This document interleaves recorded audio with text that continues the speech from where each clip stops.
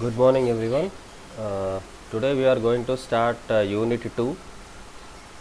Here we are going to check the complete database integrity, and we'll see different types of normal forms and how to relate the tables, what is foreign key, all the things we will discuss in this class. So already we have seen those candidate key, foreign key, primary keys, unique keys already we have discussed in Unit 3. So we'll see in theoretical part in this unit. Okay. So first question will be define database integrity and key. What are the different types of keys? So keys are nothing but primary key, super key, foreign key, unique key. All these are comes under keys. So already we have discussed about keys. Now we have to see what is data integrity. So data integrity means the data values entered in the database must be checked to ensure that they fall within a specified range and are of correct format. For example, the value for the age of employee must be in the range of 16 to 55. So whatever the values we are entering into the database, we are storing into the database, they must be accurate and they must be within the specified range. So for this example, the employee age, it must be from 16 to 55. If you have entered any value which is less than 16 or which is greater than 55, it is not relevant, because in my company I don't have any employee who is having more than 55 age, because if he reaches to 55, obviously he has to retire. So in my company, all the employees whoever are working here, they must be less than 55 of age. So that data integrity, in the sense the perfection of the data, the consistency of the data must be maintained. Okay. So data integrity also checks the existence of the field which is being referred. For example, a user is not allowed to transfer funds from an existing savings account to non-existing savings account. Database integrity in centralized database can be obtained by using automatic transaction, wherein either all the transactions are performed or none of them. So here, for example, we say if you want to transfer some amount from one account to another account, you must have that balance in your account. So first it will check whether do we have that balance, available balance in your account or not. If it is available, then only it will go with some other transactions. But if you don't have that available balance, immediately it will tell you like insufficient balance. So in the same way, he is not allowed to transfer the funds from an existing account to non-existing savings account. If the account is not there, so we can't transfer that amount from one account to another account which doesn't have or which doesn't exist. Okay. So database integrity in centralized database can be obtained by using automatic transaction, wherein either all the transactions are performed or none of them. So that complete database, the centralized database system will check whether this transaction to be performed or not. Okay. So this is considered as data integrity. We need to maintain a proper data and consistent data. And we will see redundancy. Already we have checked about this redundancy in the 4th unit. There we have seen concurrent execution. So redundancy, in the sense duplication of data whatever we have in the table, in the database, that is considered as redundancy. It refers to the situation where the same data exists in more than one entity. It may also refer to the fact that unnecessary or duplicate data is stored at different locations in the database. For instance, if the manager name and manager ID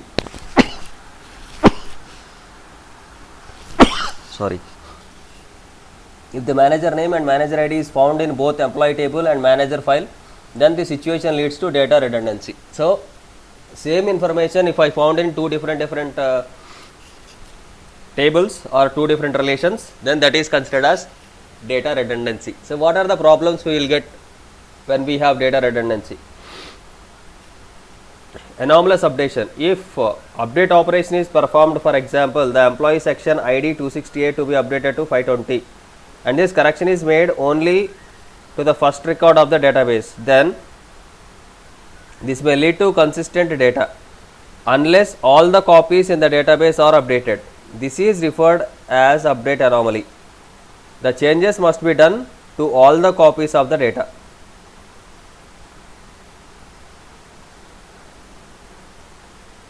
If update operation is performed, for example, the employee section ID 268 is updated to 520 and this correction is made only to the first record of the database, then this may lead to inconsistent data unless all the copies in the database are updated. So, wherever we have that section ID 268, everything will be updated to 520.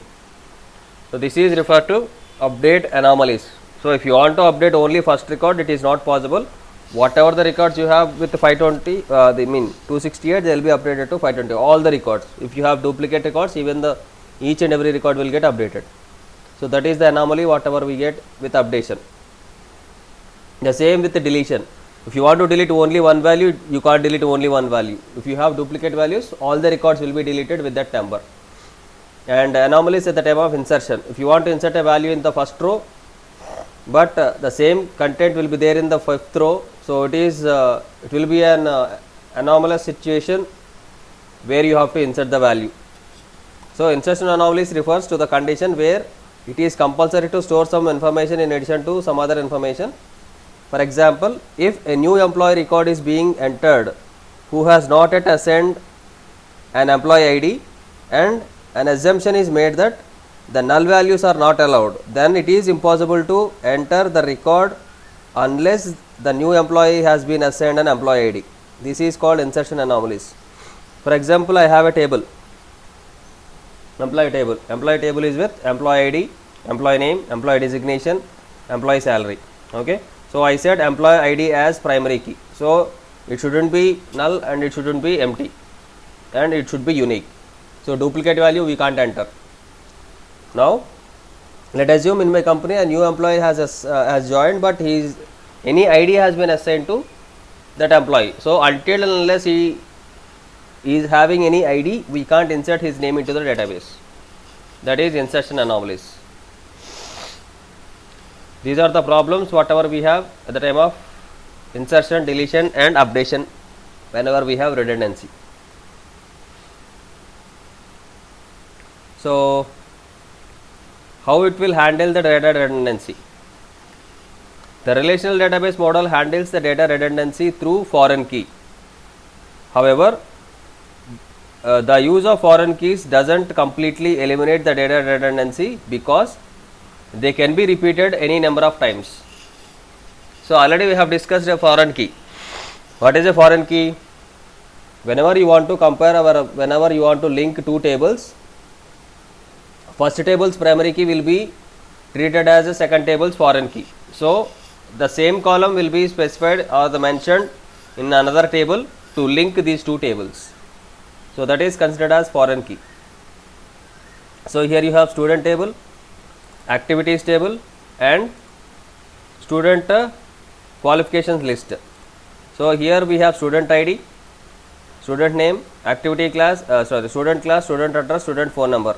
So, activity ID, activity name, activity date, age level.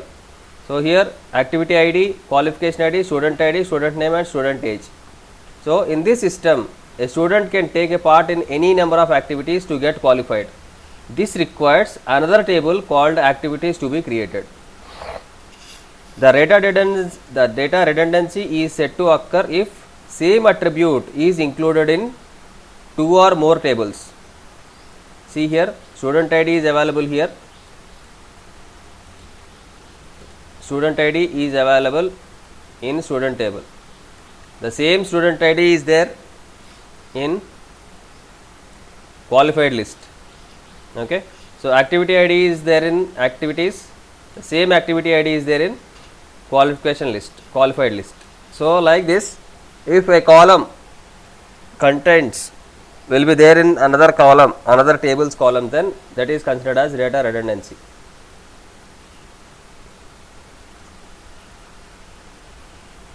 So, in the above student information system, the student age attribute of student qualification list table is copied to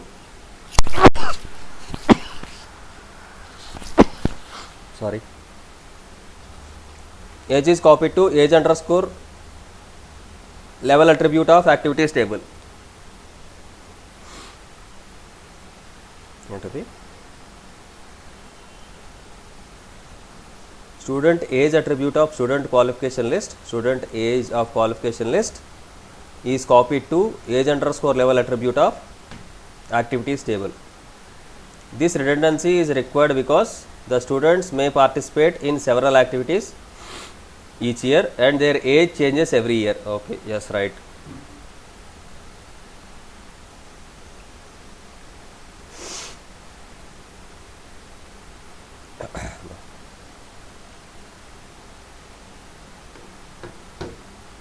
So moreover, the student qualification list table includes qualification ID attributes, even though the student ID and activity ID attributes can be combined to be used as a composite primary key.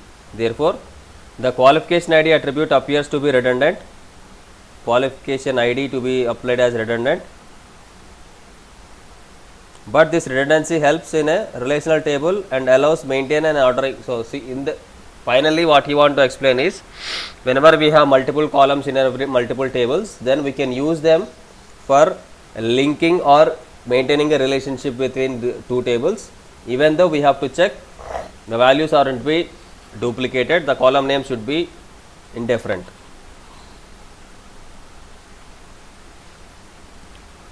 So here we have different types of dependencies. So there we have a single value dependency. In generally we will have two types of dependencies, functional dependency and we have transparent transaction dependency. We have one more. So here we will see what is functional dependency. If a single value or attribute in a relation or table corresponds to a single attribute or a value within the relation, then it is called single value dependency. Example: following database carries information of teachers in a school. In the above database, there exists single value dependency among unique ID and name. A functional dependency is defined as a relationship between attributes that to correspond to a single relation. If in a given table, if x and y are two attributes of a relation and the y value of x is used to determine the value of y, then the attribute x is said to be functionally dependent on the attribute. So diagrammatically, a functionally dependency will be displayed x arrow y. So in this example, in which employee ID and social security number are the two attributes, here if the value of social security number is used to determine the value of employee ID, then employee ID is said to be functionally dependent on social security number. This dependency can be diagrammatically shown as employee ID is depends on social security number. See, for example, if you take a student ID and student name, so every student name is identified or every student is identified with the help of student ID. Student is identified with the help of student ID. So the name of the person is depends on the student ID. Okay na? So here we can say name dependence on the ID. Why? Because we will have we'll have same name for multiple students, but we can't have same ID for multiple students. So to differentiate two people, then we can differentiate with the help of the student ID. So here student name is depends on the student ID. So this kind of dependency is called as functional dependency. So to overcome all these redundancies and dependencies, we need to check with this normalization. So normalization is a process which is used to remove the duplicate values or remove the redundant data and remove all the dependencies on the table. So here in our chapter we have 4 normal forms: first normal form, second normal form, third normal form, bicode normal form. Here you have 4 normal forms. So with the help of these normal forms, what we can do is we can create a database which doesn't have any dependencies and which doesn't have any redundant values. So we'll make sure whatever the database we have created, whatever the data we have stored, everything is consistent. Okay.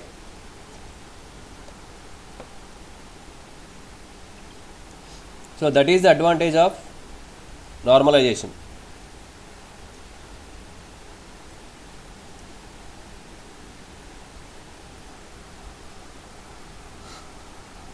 So we'll see each and every one in detail.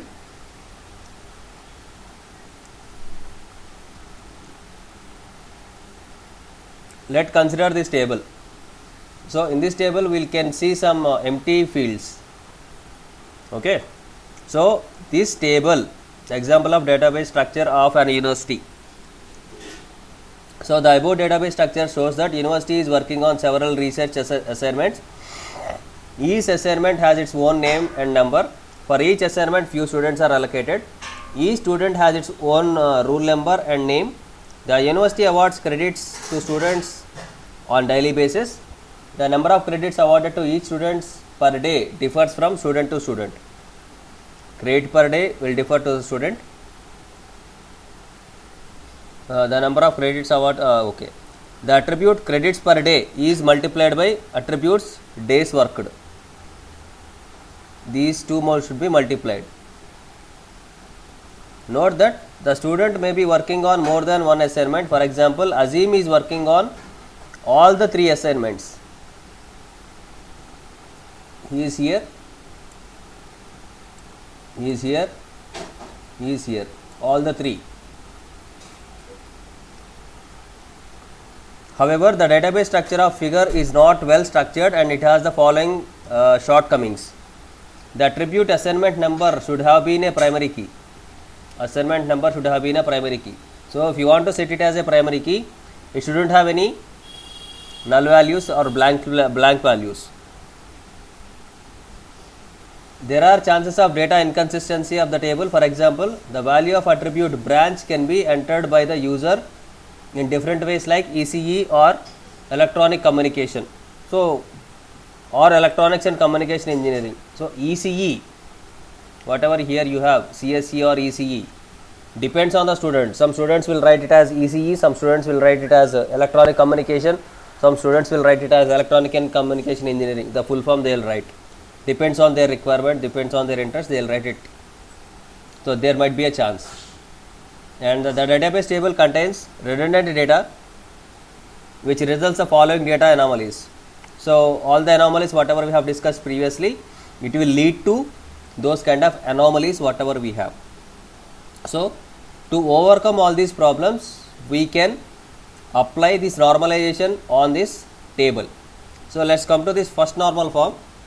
So a relation schema is said to be in first normal form if the attribute value in the relation are atomic, that is there should be no repeated values in a particular column. So ఏదైనా ఒక కాలంలో మనకి repeated values అనేవి ఉండకూడదు. So ఇప్పుడు మనం ఇదే table తీసుకుందాం ఎగ్జాంపుల్ కింద, డిపార్ట్మెంట్ టేబుల్. ఇక్కడ 2 ఉంది, 7 ఉంది finance, but these 2 columns the values are empty. For these also values are empty. So we can convert this table into this format. Same టేబుల్ని నేను ఇలా ఫార్మాట్ చేస్తున్నా. Okay, so this table is in first normal form. So what first normal form is saying? The conversion of relational table to first normal form can be done by performing the following steps. What is the step? The repeating groups must be removed by eliminating the null columns. So మనకి ఇక్కడ దీంట్లో కొన్ని null values ఉన్నాయి. So ఆ null వాల్యూస్ని మనం first remove చేయాలి. So null వాల్యూస్ని రిమూవ్ చేసాం కదా దీంట్లో, we have entered all the values. So that is step 1. Second, primary key among a set of attributes must be identified. Thus this primary key helps uniquely identifying an attribute.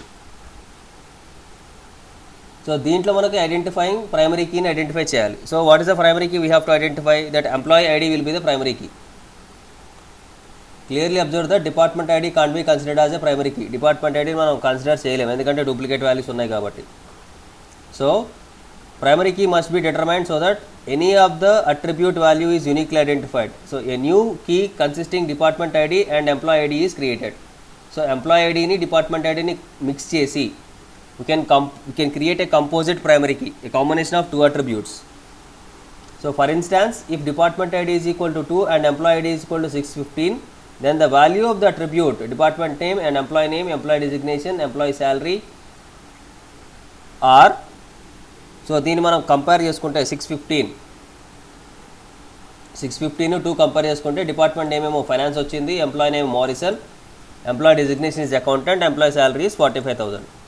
But only with 2 we can't get a single value, but the combination with department ID and employee ID, the combination with these two I can get a unique record.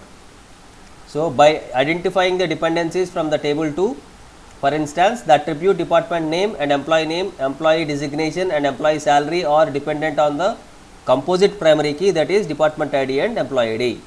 This is called functional dependency.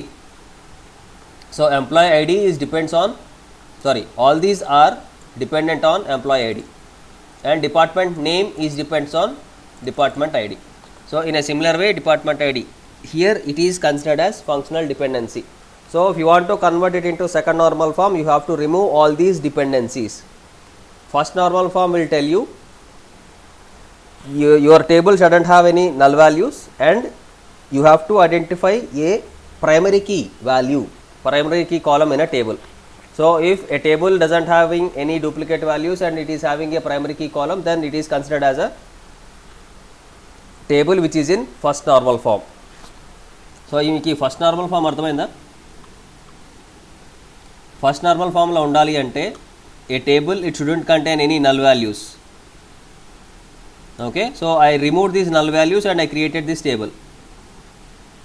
Second step, every table must have a column with a unique values, that must be a primary key.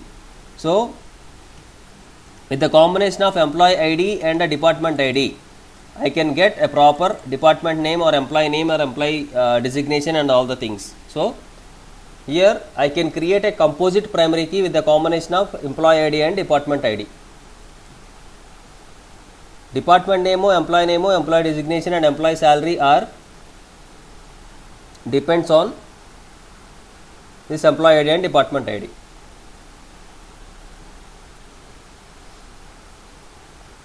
Okay, so first normal form అర్థమైందా? మీరు ఒక్కసారి చూస్తే example చూసుకుంటూ చదివితే it would be very easy. That is first normal form.